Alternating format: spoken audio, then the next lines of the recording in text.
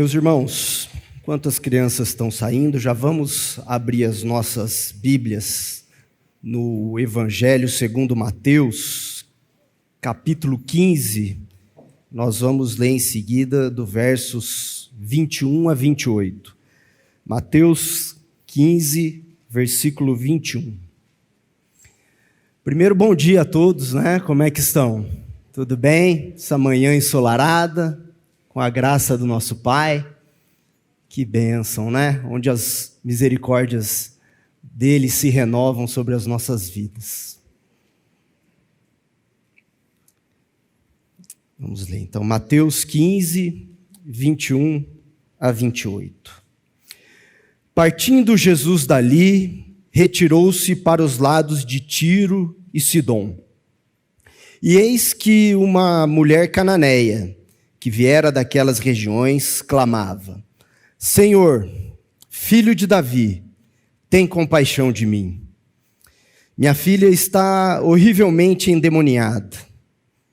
Ele, porém, não lhe respondeu palavra. E os seus discípulos, aproximando-se, rogaram-lhe: Despede-a, pois vem clamando atrás de nós. Mas Jesus respondeu: Não fui enviado senão às ovelhas perdidas da casa de Israel? Ela, porém, veio e o adorou, dizendo: Senhor, socorre-me. Então ele, respondendo, disse: Não é bom tomar o pão dos filhos e lançá-los aos cachorrinhos. Ela, contudo, replicou: Sim, Senhor. Porém, os cachorrinhos comem das migalhas que caem da mesa dos seus donos. Então ele lhe disse: Ó mulher, grande é a tua fé. Faça-se contigo como queres. E desde aquele momento, sua filha ficou sã. Pai Santo, obrigado, Senhor, por essa manhã, pela reunião do teu povo, por essa comunidade, Senhor. Fala-nos, ó Deus, por meio do teu Espírito, Senhor. Revela a tua palavra e o teu desejo, Senhor, aos nossos corações, ó Pai.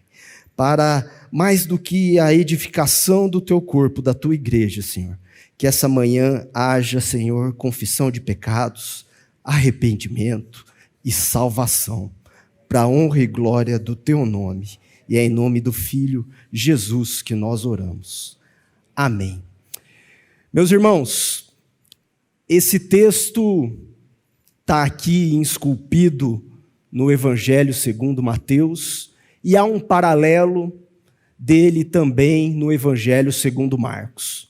Nos outros demais evangelhos não é registrada essa história. Mas vamos aqui nos situar, nos localizar em qual é esse exato momento em que o Senhor conversa com essa cananeia e trata ali um assunto, numa primeira leitura, difícil, sobre pão, migalha, ovelha, cachorro. Vamos entender esse momento. Um pouco antes de Jesus partir para os lados de Tiro e Sidom, né? Nesse momento em que ele estava em plena marcha do seu ministério, ele estava na região do Mar da Galileia. Ali, perto de Nazaré, o norte de Israel, e ele passava pelas cidades, expelindo demônios, fazendo milagres, curando, e ele havia passado por algumas cidades em torno do Mar da Galileia antes, por Corazim, teve um pouco antes de ir para Tiro e Sidom em Betsaida, e lá ele faz uma referência a Tiro e Sidom. Lá em Mateus 11 ele diz: olha, se os milagres que foram feitos aqui, Betsaida, tivessem ocorrido em Tiro e Sidom, eles teriam se arrependido. E ele continua pregando nessas cidades, ali em volta ainda do Mar da Galileia, trazendo as boas novas. E depois ele vai até a Cafarnaum, e Cafarnaum, a sua sentença é muito mais rigorosa. Ele disse: olha, se esses milagres que aconteceram aqui tivessem ocorrido em Sodoma, aquela cidade teria permanecido. Uau! Aquele povo viu os milagres, mas não se arrependiam e criam. Logo depois, ele vai até Nazaré, a cidade que ele cresceu, e não foi possível, segundo Mateus 13, fazer muitos milagres em razão da incredulidade daquele povo. E Jesus diz que não há profeta sem honra, senão na sua terra e na sua casa. Ele segue ainda na região do Mar da Galileia, vai até Genezaré e a mesma coisa. Aí ele projeta, e acredito que é projetado pelo Pai, porque ele vivia na sua obediência, uma caminhada que vai além das fronteiras de Israel. Vai até as regiões de Tiro e Sidom, uma região ciro-fenícia, acima de Israel, onde hoje é o Líbano, as cidades hoje estão no Líbano, e aí há esse encontro com essa estrangeira, com essa cananeia, e trata ali de um assunto que envolve o tempo, a fome e a humanidade. Depois desse encontro, ele volta para aquela região que ele estava antes, em torno do Mar da Galileia. Vamos agora então ao boletim e seguimos aqui com a leitura. Vocês podem abrir aí o boletim. Nós vamos começar então com a leitura. O tempo, a fome e a humanidade. O homem mede o tempo mede o viver do homem. O homem conta os dias, os meses e os anos. O tempo mensura o homem desde o seu engatinhar até o seu curvar. Houve um tempo em que o Senhor dos tempos concedeu o Filho para passar um tempo com os homens. O seu ensinamento, vida, morte e ressurreição são alimento. De tempo em tempo, o homem tem fome. De fome em fome, o homem precisa de pão. Agora, vamos ao que toca o tempo e a fome para a Cananeia. O Senhor Jesus estava a caminho de Tiro e Sidom, além das fronteiras de Israel, quando uma mulher veio ter com ele e clamava por socorro, pois sua filha estava possuída por demônio. A aflição da mãe levara até Jesus, e ela clamava por compaixão ao Senhor, filho de Davi. Todavia, a princípio, Jesus não lhe respondeu. Não antes de os discípulos pedirem a ele que a despedisse tão logo. Então, recapitulando aqui, Jesus sai de Genezaré, por fim, vai até em direção ao norte, até as partes de Tiro e Sidom, além da fronteira de Israel, repito, e tem esse encontro com essa mulher cananeia, que tem a sua origem, a sua ascendência nos cananeus, aquele antigo povo que habitava a terra de Canaã, a terra prometida, que emana leite e mel, e que o povo de Deus deveria ocupá-la. E essa mulher aflita, com a filha endemoniada, clama por socorro. E ela clama pelo filho de Davi. Um título messiânico dirigido a Jesus, porque o Messias, o Salvador, viria da raiz de Davi. E se nós formos ver a genealogia de Jesus, partindo de Jessé, pai de Davi, decorrendo geração por geração, homem por homem, nós chegamos naturalmente em Jesus Cristo. Naturalmente, aqui entre aspas, nós sabemos que ele é nascido de mulher, mas é filho e fruto do Espírito, né? E não de um homem natural, mas de mulher sim. Então, ela clama pelo filho de Davi. Há um intervalo, houve um silêncio. Jesus não a responde imediatamente e os discípulos pedem para que Jesus a despeça. Vamos voltar aqui aos 3 primeiros versículos. Partindo Jesus dali, retirou-se para os lados de Tiro e Sidom. E eis que uma mulher cananeia que viera daquelas regiões clamava: Senhor, filho de Davi, tem compaixão de mim. Minha filha está horrivelmente endemoniada. Ele, porém, não lhe respondeu palavra. E os seus discípulos, aproximando-se, rogaram-lhe: despede-a, pois vem clamando atrás de nós. Voltamos ao boletim. Na sequência, iniciou-se um diálogo entre Jesus e a cananeia. Uma conversa que girou em torno de pão, migalhas, ovelhas e cachorrinhos. Isso para tratar de clamor, compaixão, adoração, socorro, fé e libertação.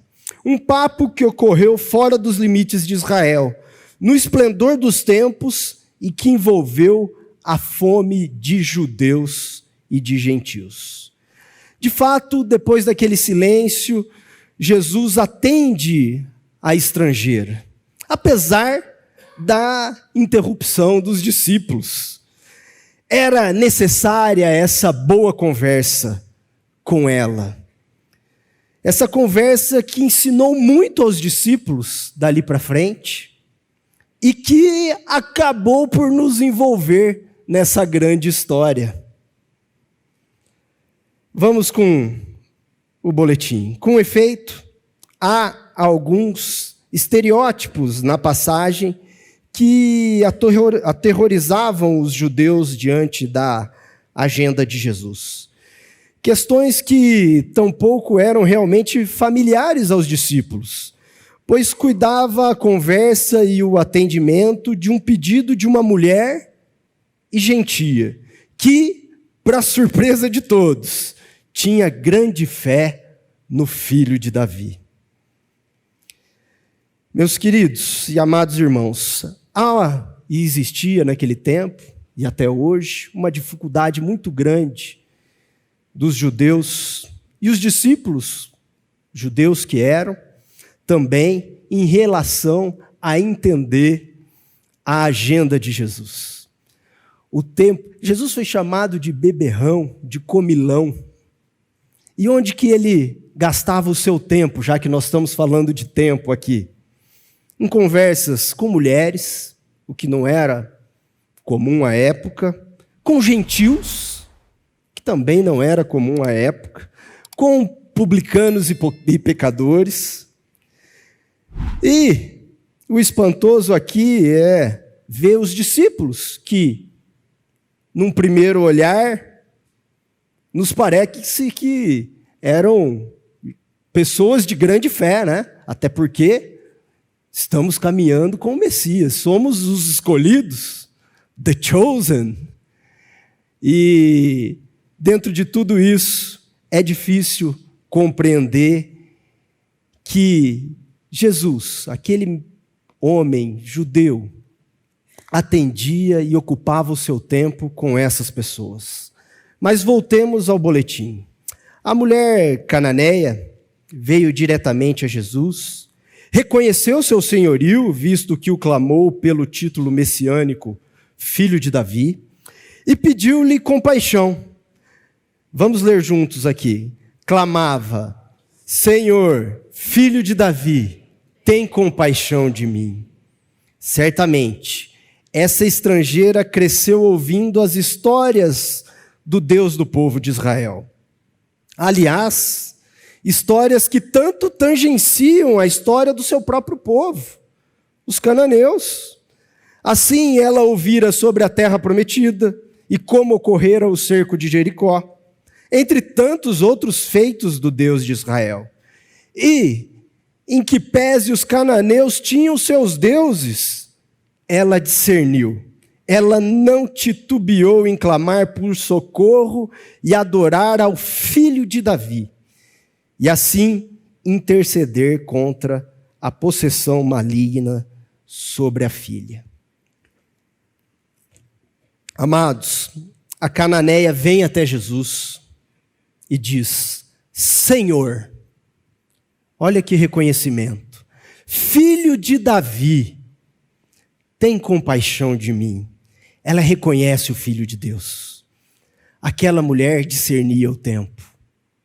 Ela entendeu o que estava acontecendo diante dos seus olhos. Interessante aqui é que os cananeus eram um povo inimigo, subjugado, derrotado pelo Deus de Israel, desprezado pelos judeus. E ela cresceu ouvindo essas histórias. Ela certamente conhecia a história da liderança de Josué, o cerco sobre a muralha de Jericó. E ela cresceu numa cultura em que o seu povo adorava a Baal e outros deuses. Ela certamente conhecia a história do profeta Elias 900 anos antes, em que só ele, como profeta de Jeová, e centenas de profetas de Baal, ele diz: vamos ver qual é o Deus verdadeiro? Construam um altar a Baal, coloquem partes de um animal a sacrifício e clamem a Baal para que atire fogo nesse altar. E aceita o desafio pelos profetas de Baal, eles estão de manhã até o meio-dia orando. E ela conhece essa história.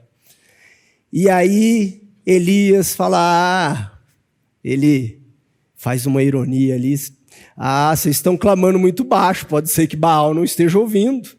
Se ele é um Deus verdadeiro, clamem com mais vigor. E nada. Opa, será que o Deus de vocês está dormindo? Será que ele saiu de viagem, está em descanso?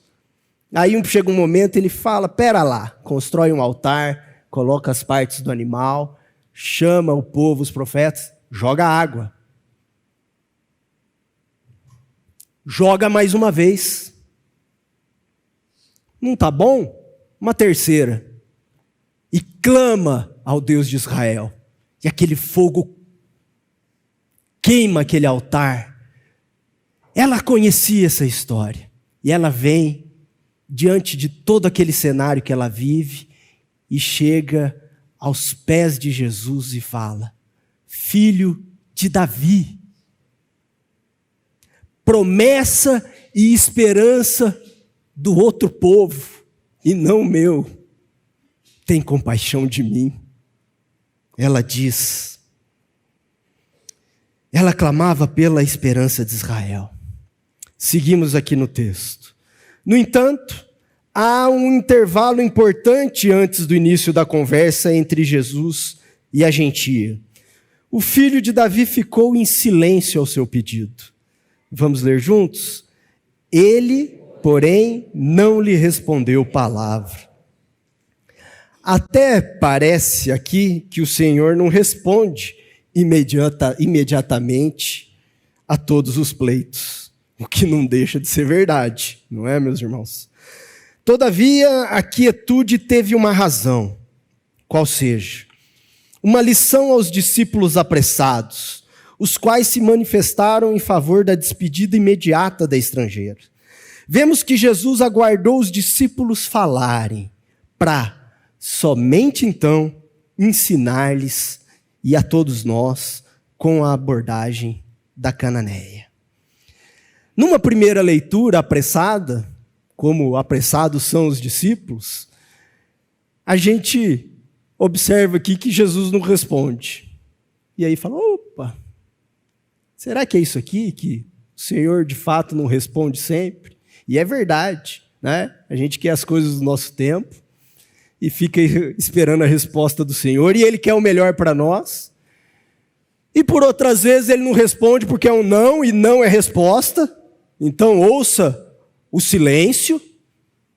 e obedeça, mas aqui não se trata desse ponto, dessa questão. Jesus estava esperando os afoitos, os seus discípulos se manifestarem. E aqui não diz, falam os discípulos, né? Mas eu fico imaginando que o coro maior possa ter sido até de Pedro, que era um afoito por excelência. Mas Jesus esperou a intervenção, então, desse coro que eles faziam. Despede-a, porque elas vêm atrás, Marcos diz, gritando. Uns interpretam que manda ela embora. Outros atende, expulsa o demônio e despede-a. Mas ela estava diante do bom pastor. E o bom pastor, com as suas 100 ovelhas, ele deixa 99 e vai em busca da perdida. Ele atende uma ovelha. E ele não a despediria simplesmente, como de fato não a fez, ainda apesar da manifestação dos seus discípulos. E ali então inicia essa conversa num encontro único. É importante que vocês tenham muito fixamente isso aqui, que esse encontro é único. E eu tenho a convicção que o Pai levou Jesus àquele momento, além das fronteiras, para aquele momento. Sabe por quê? Antes, quando ocorriam e é narrado nos evangelhos, tanto de Mateus como Marcos, aqueles milagres em torno das cidades do Mar da Galileia, passa-se imediatamente para esse encontro. E depois desse encontro, volta-se imediatamente para a região do Mar da Galileia. Não é narrado qualquer outra história, qualquer outro evento dentro desse contexto. Fora desse momento, nessa ida do Senhor às regiões de Tiro e Sidom, senão esse único encontro. Então é um encontro único. Jesus vai ao estrangeiro, depois de ser rejeitado pelo seu povo, presta atenção também nisso desde já, e cuida da gentia, e aí então sim, volta para a região do Mar da Galileia. Seguimos com o texto.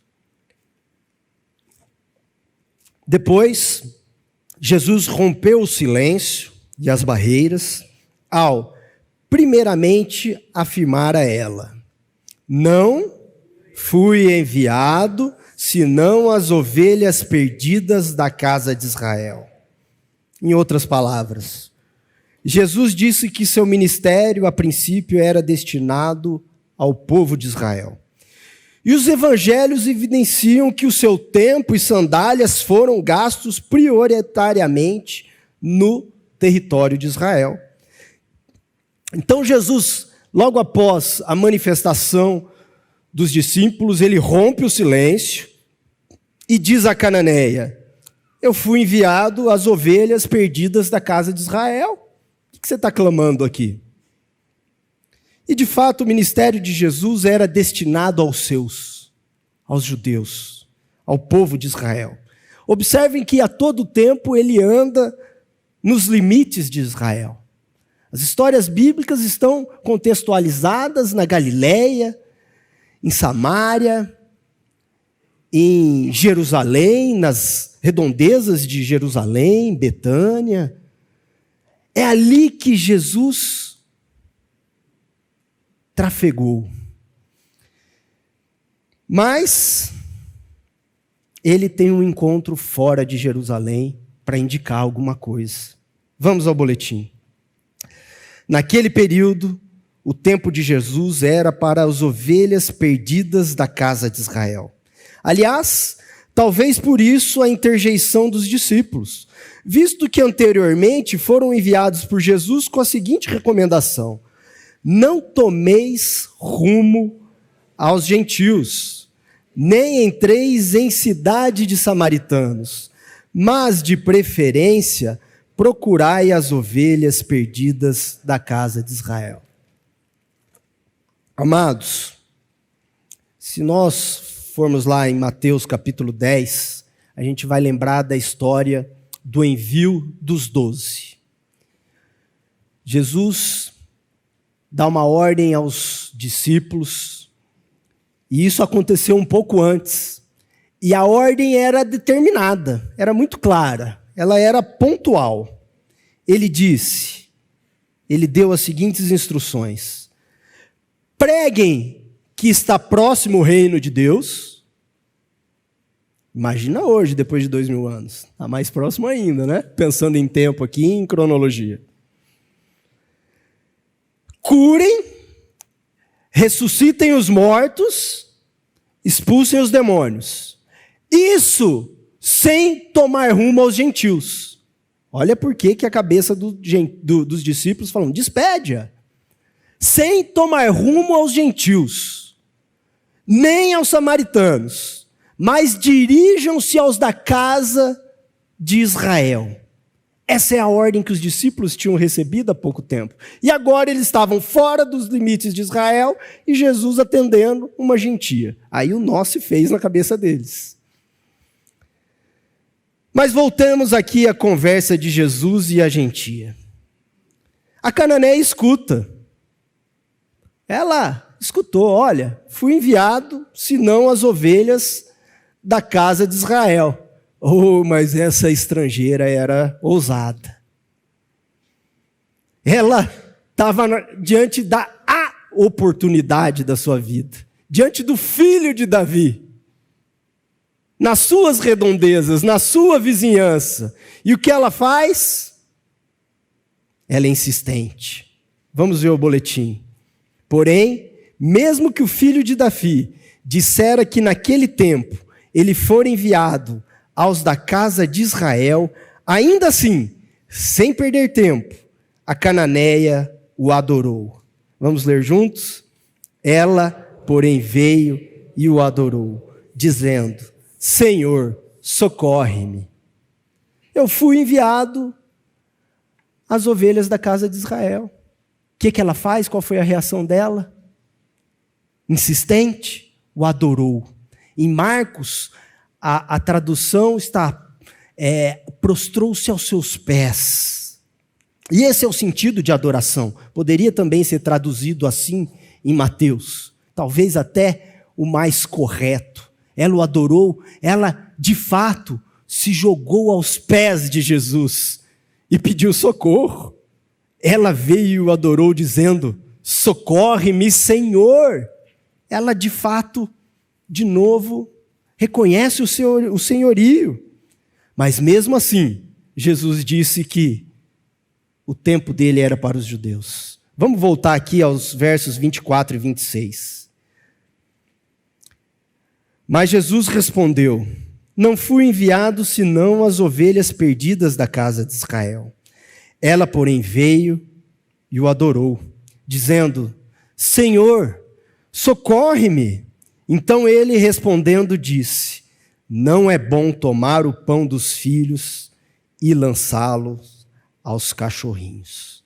Voltemos aqui ao texto do boletim. Em resposta, Jesus insistiu que ela chegou a destempo, que aquele momento do Senhor era para as ovelhas de outro aprisco, as da casa de Israel. Lemos juntos aqui, irmãos. Não é bom tomar o pão dos filhos e lançá-lo aos cachorrinhos.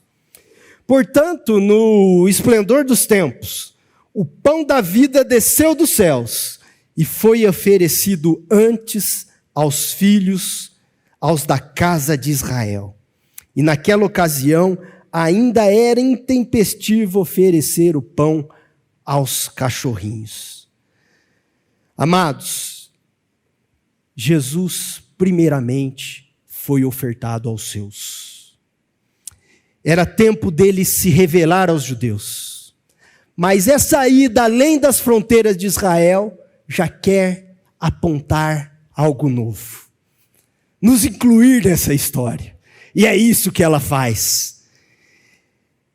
Ainda que Jesus tenha dito, não é bom tomar o pão, e ele é o pão da vida, o pão aqui é Jesus, vamos entender isso.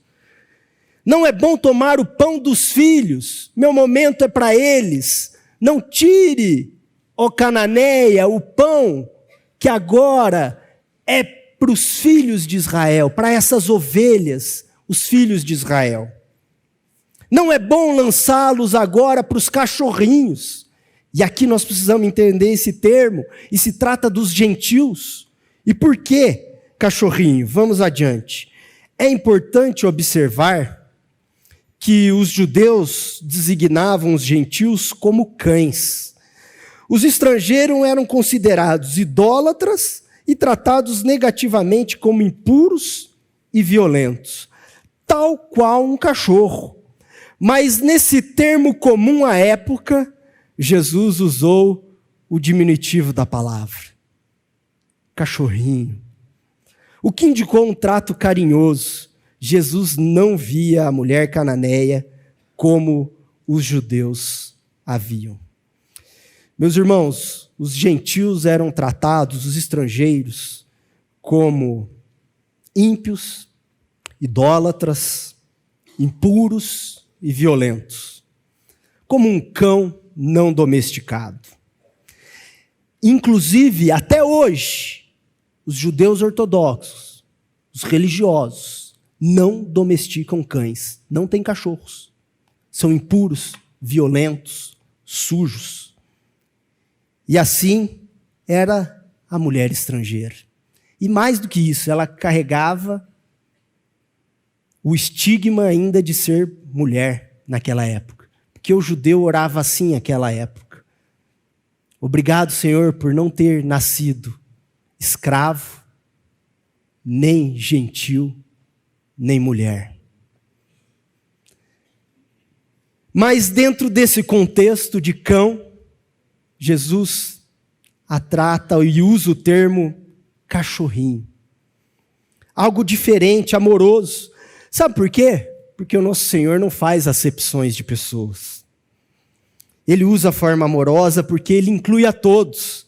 Ele inclui ovelhas, cachorrinhos, cães como eu, e transforma todos em filhos que creem no seu nome. Esse é o nosso Deus, que vai muito mais além de qualquer rotulagem, porque Ele olha os corações daqueles que Ele atrai a si e os transforma. Esse é o nosso Deus. É importante, meus irmãos, eu citei agora há pouco, né? Seguimos aqui. A propósito, no parágrafo abaixo, a propósito, a mesma expressão a cananeia repetiu em seguida. Ela, contudo, replicou, leiamos juntos. Ela, contudo, replicou: sim, Senhor, porém os cachorrinhos comem das migalhas que caem da mesa dos seus donos. Verso 27. A estrangeira disse: sim. Isto é, ela sentiu que Jesus estava certo, porém ela estava muito adiante do seu tempo. Saciava-se antecipadamente com um pouquinho do pão da vida, que começava a desbordar da mesa dos seus donos. Ela não estava saciada, ela tinha fome. A migalha lhe bastava, o pouco era tudo. Ela tinha fome do pão da vida. A cananeia faminta discerniu o tempo, reconheceu o filho de Davi no esplendor dos tempos. E enquanto os discípulos não estavam nem perto da Semana Santa, ela já pulara para depois da Páscoa. Clamou pelo pão que veio dos céus. Ela cria na salvação que viria aos gentios com a morte e ressurreição de Jesus Cristo, o Messias prometido, a raiz de Davi. O pão que ainda estava sendo oferecido à mesa dos judeus, meus irmãos, ela aguardava uma migalha que fosse. Clamava, adorava, pedia por socorro, tinha fé. A cananeia discerniu o tempo, reconheceu o filho de Davi, o adorou, tinha fome do pão da vida. E é importante a gente falar aqui rapidamente sobre Cronos e Kairos.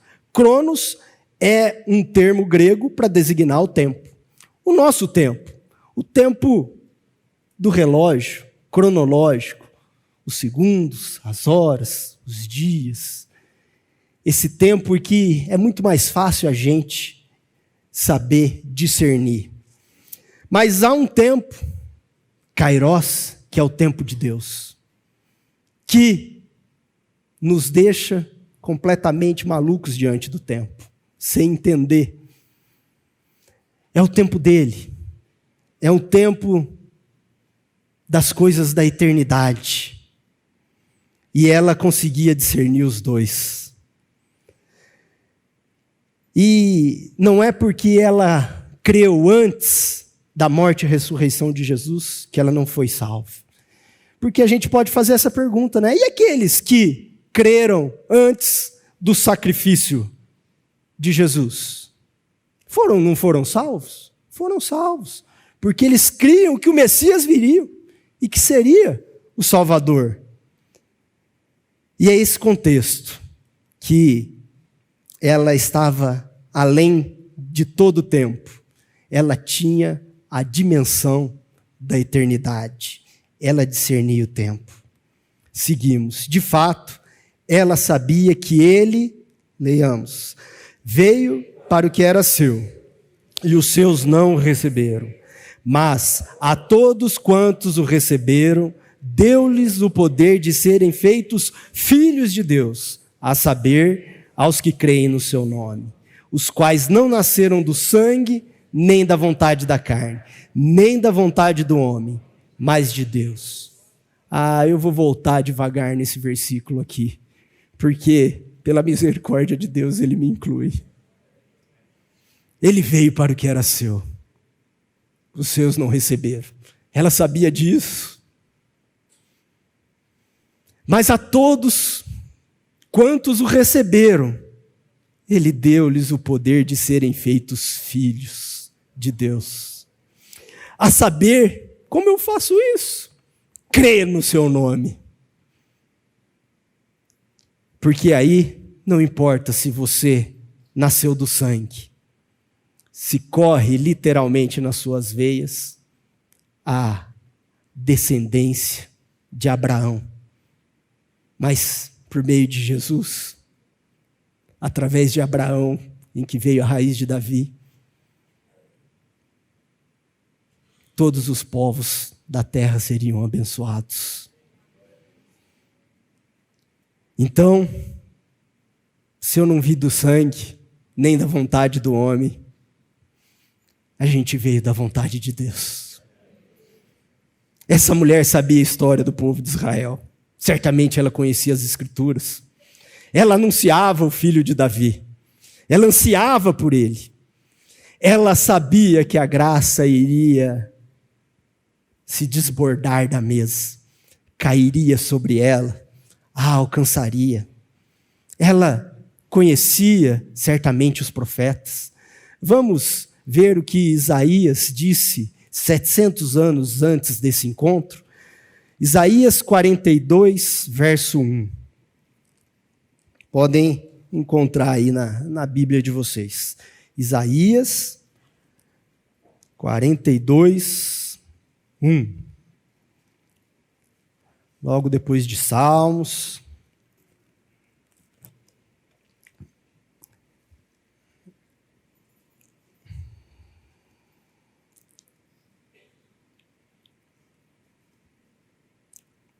Acharam?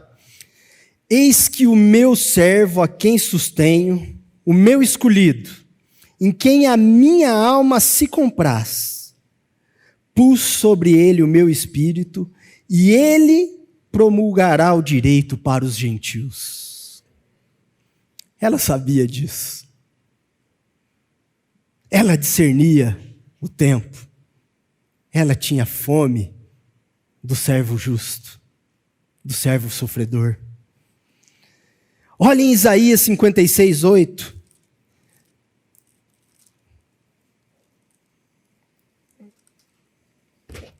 Em que começa desde o 1 ali, falando sobre a vocação dos gentios, mas vamos ser mais direto. Assim diz o Senhor Deus, que congrega os dispersos de Israel.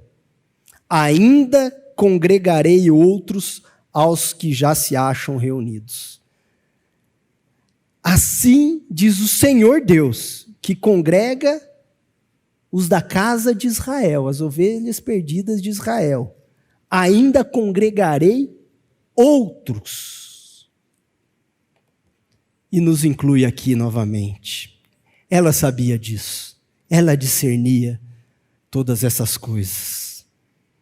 O Espírito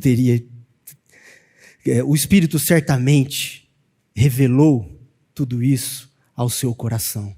Ela era filha do Pai. Sem a devida fome, o povo de Israel, há tempos, já rejeitaram o pão que vinha do céu, o maná do deserto.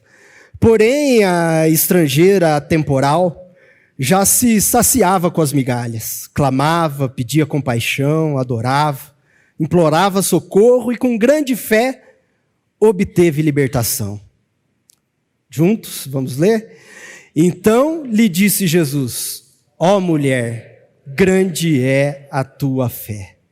Amados, quem lembra a história aqui do maná?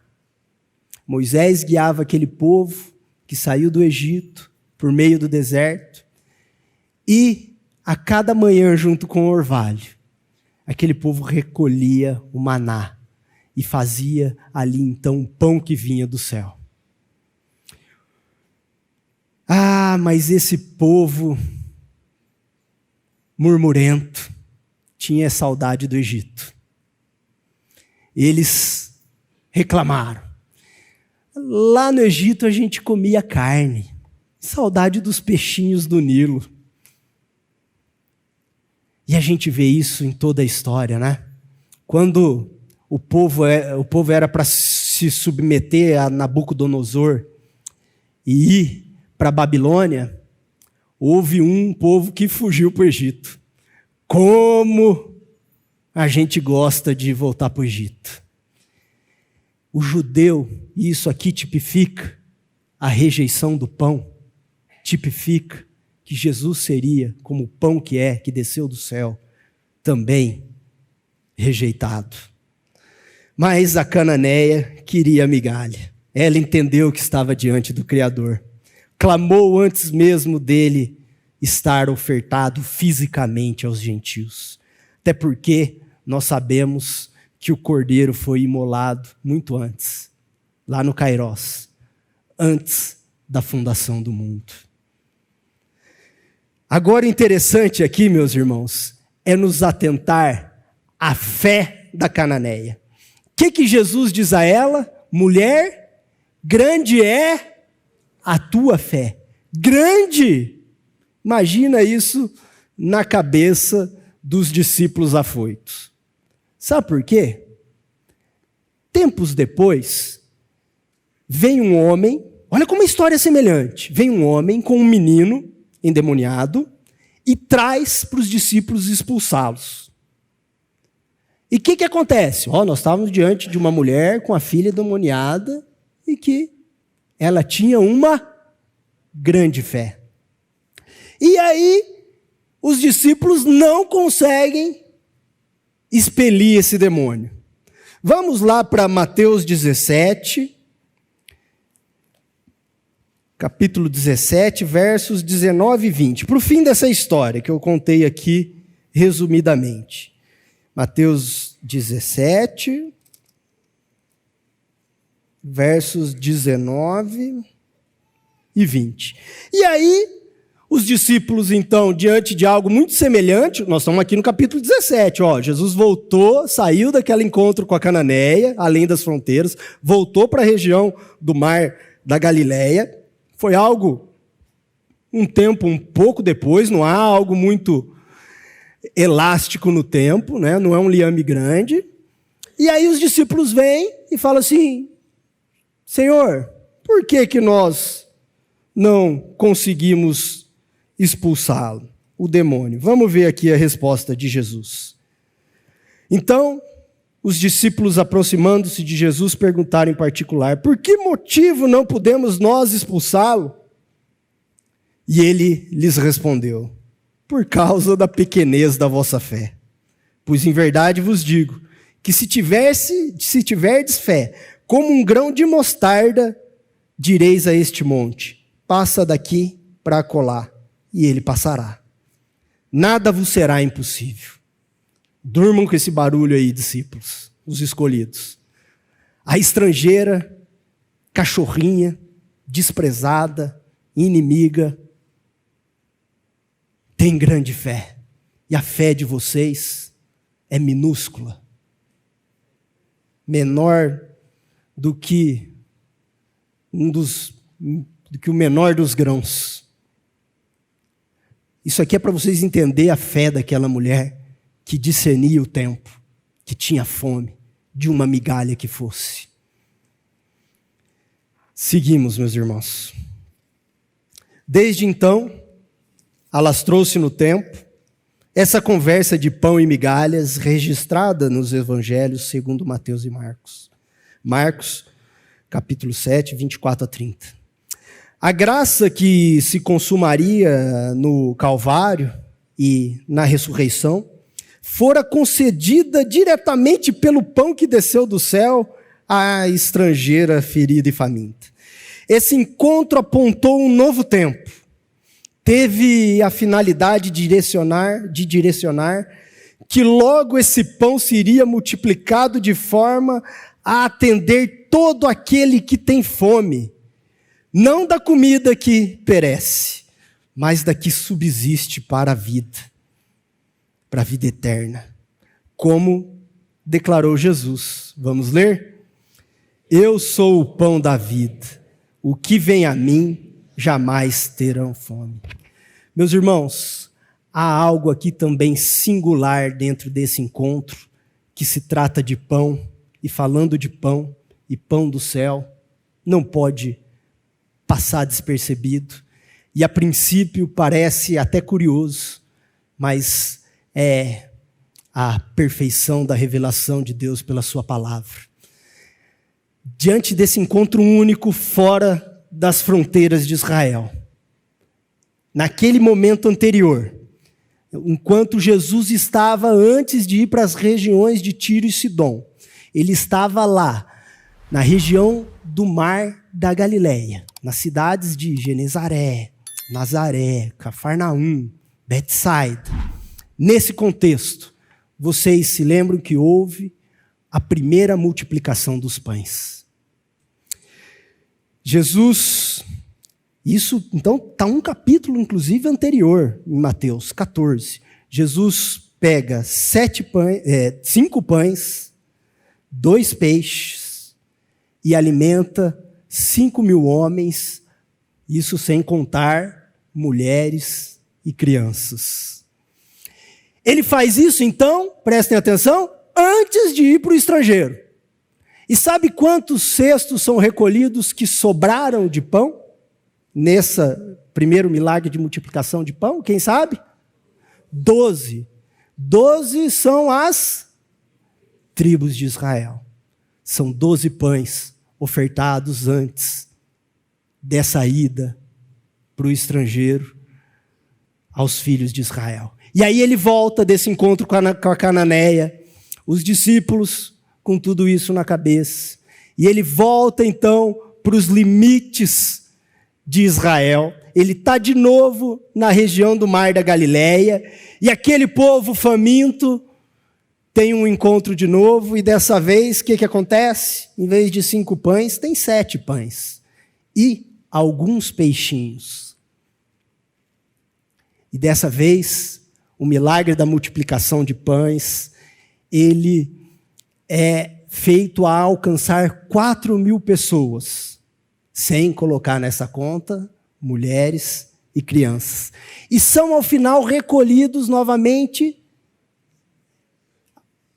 cestos cheios de pães e peixes. Quantos cestos agora? Em 7, são 7. Em 7 dias foram criados o céu e a terra, o mundo formou. 7 são as igrejas do Apocalipse. 7 indica a totalidade, a plenitude na palavra. Então, primeiro o pão foi ofertado aos 12. Ultrapassado o limite de Israel, agora o pão é ofertado a todos. E aquele encontro se dá no limiar desses 2 milagres. Louvado seja o nosso Deus, que sobrepuja e que de migalhas faz um alimento para a vida eterna, para nós os cachorrinhos. Famintos, não percam a hora. Atentem-se aos sinais dos tempos. Julguem as eras e discernam o momento. Observem a Cananeia. Vejam que ainda é tempo de reconhecer que o filho de Davi veio. O pão desceu dos céus e é dado ao impuro, a quem está aflito, mas adora e clama por socorro ao filho de Davi. Então, com fé, quiçá grande, possamos clamar, e agora sim juntos e com vigor: Filho de Davi, tem compaixão de mim. Que tempo é esse, meus irmãos? Que tempo é esse que vivemos? Está perdido no tempo? Estou perdido no tempo? O filho veio e foi. Morreu, ressuscitou, passou 40 dias aqui, assumiu o seu trono no céu, deixou o seu Espírito Santo e ele vai voltar. Discernam o tempo.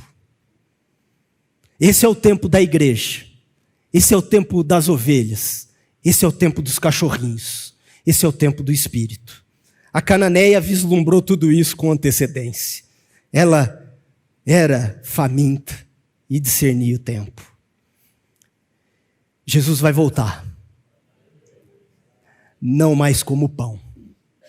Quando ele voltar, vai ser para recolher as suas ovelhas. Ele vai recolher as do aprisco de Israel, queira nós ou não, esse é o seu povo escolhido, e ele vai recolher a de outro aprisco, a dos estrangeiros, famintos, que discernem o tempo. É importante aqui dizer algo que os judeus também estão previstos como um remanescente, e existem os que, inclusive no nosso tempo, se curvam e se prostram e clamam pelo Filho de Davi e reconhecem o senhorio de Jesus Cristo. Não é que foi passado o tempo deles. Há também entre eles quem clame. Mas esse, essencialmente, é o tempo dos famintos da graça. Vamos observar isso em Ezequiel 34. Vamos lá para Ezequiel. Ezequiel está um pouquinho depois lá de Isaías, Jeremias. Ezequiel 34. Nós vamos ver o verso 1. Interessante seria ler do 34, capítulo 1, o versículo 1 a 30, mas vamos ver o 1 e o 30. Veio a mim a palavra do Senhor dizendo: Filho do homem, profetiza contra os pastores de Israel. Profetiza e dize-lhes: assim diz o Senhor Deus, ai dos pastores de Israel que se apacentam a si mesmos. Não apacentarão os pastores as ovelhas? Ele tem as ovelhas e ele vai recolher as ovelhas de Israel. Mas aí, em João, é onde a gente vai entrando nessa história, junto com a estrangeira, junto com essa cananeia. Vamos ao Evangelho segundo João, verso 10. Eu não li o 30, né? Falei do 30, então vamos ler. Vou ler aqui. Saberão, porém, que eu, o Senhor seu Deus, estou com elas, e que elas são o meu povo, a casa de Israel, diz o Senhor, falando das suas ovelhas. Mas vamos para João. João 10, capítulo 10, versículo 16.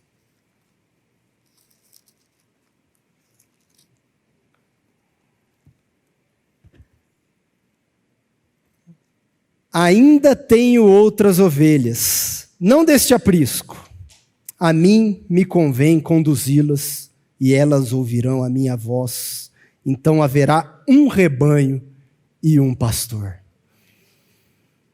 Quando ele voltar e nós encontrarmos o nosso Senhor, estaremos todos os famintos que discernirmos o tempo por meio da revelação que o Espírito nos dá, reunidos num só aprisco. Portanto, enquanto há tempo, não caduque, pois vem o período em que Cristo voltará para estabelecer o seu reino na terra. Na sua volta, apacentará as suas ovelhas, sejam as da casa de Israel, Ezequiel 34, 11 a 31, sejam as demais que lhe pertencem, João 10, 16. De modo que aqueles que creem no bom pastor não ficarão para trás, e serão alimentados, terão vida eterna por ele. Pois, em tempo, como disse Jesus, assim como o Pai que vive me enviou, e igualmente eu vivo pelo Pai, também quem tem fome, quem de mim se alimenta, por mim viverá. Também quem de mim se alimenta, por mim viverá. E aí? Tem horas? E aí? Tem fome? Pai Santo, obrigado, Senhor, por essa manhã, Pai. Obrigado, ó Deus, por Tua palavra, Senhor. Obrigado, Senhor, por ter nos revelado o pão da vida, Senhor. Obrigado, Senhor, por colocar em nosso anseio a fome pelo Teu Filho, Senhor. Ó Deus, que possamos de fato discernir o tempo, Senhor, e remi-lo também, porque os dias são maus.